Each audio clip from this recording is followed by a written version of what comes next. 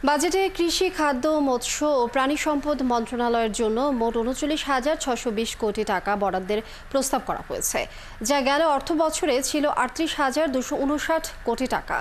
যদিও অর্থনীতিবিদরা বলছেন, মূল কৃষিতে বিনিয়োগের সুস্পষ্ট কোনো ঘোষণা নেই। কিভাবে কৃষকের কম বা ভর্তুকি মূল্যে বীজ, সার, যন্ত্রাংশ নিশ্চিত করা হবে সেটিরও কোনো নির্দেশনা নেই। তবে চাল সংগ্রহ ও নিম্ন আয়ের মানুষের খাদ্য নিরাপত্তার কথা আরো জানাচ্ছেন শারদ শারমিন।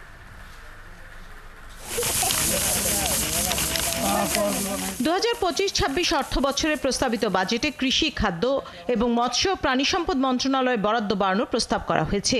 নতুন অর্থ বছরে খাদ্য গুদামের ধারণ ক্ষমতা ৩৭ লাখ টনে উন্নীতকরণ ও খাদ্যশস্য ব্যবস্থাপনার প্রাতিষ্ঠানিক সক্ষমতা বাড়াতে কর্মপরিকল্পনা গ্রহণ করা হয়েছে।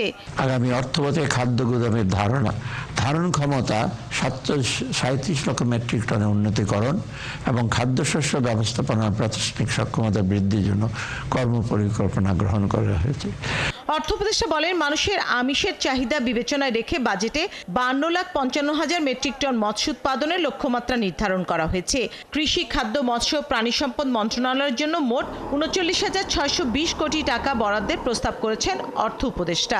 বিদায়ী অর্থ বছরে যা ছিল ৩৮,২৫৯ কোটি টাকা। প্রিয় দেশবাসী, ২০২৫-২৬ অর্থ বছরে কৃষি, খাদ্য এবং মৎস্য প্রাণী সম্পদ মন্ত্রণালয়ের জন্য মোট ৩৯,৬২০ কোটি টাকা বরাদ্দের প্রস্তাব করছেন। স্থানীয়ভাবে কৃষি যন্ত্রপাতি উৎপাদনকে উৎসাহিত করতে কম্বাইন্ড হারভেস্টের তৈরি যন্ত্রাংশ আমদানিতে শুল্ক হ্রাসের প্রস্তাব দেওয়া হয়েছে।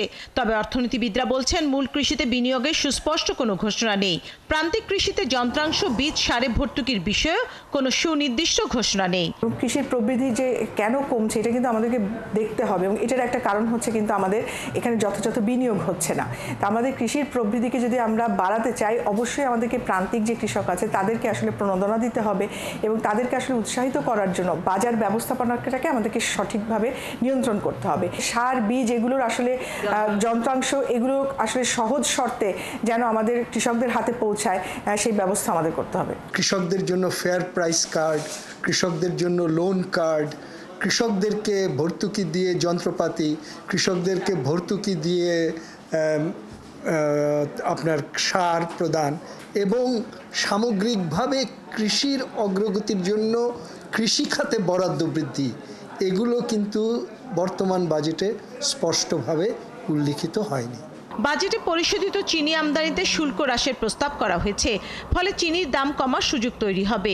কোল্ড স্টোরেজ স্থাপনে যন্ত্রপাতি আমদানিতে রিয়াতি সুবিধা প্রদান করে প্রজ্ঞাপন জারির প্রস্তাবও রাখা হয়েছে।